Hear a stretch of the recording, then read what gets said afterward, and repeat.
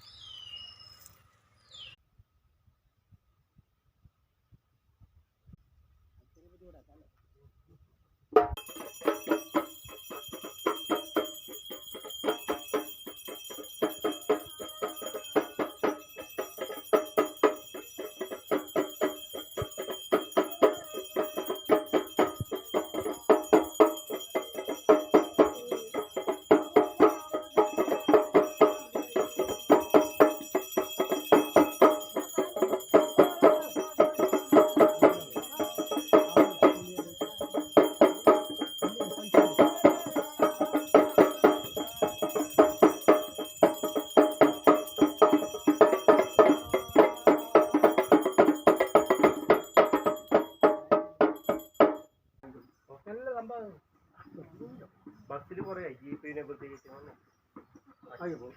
അടുത്തോലെ ആവുമ്പോഴത്തേനെ നോക്കാം.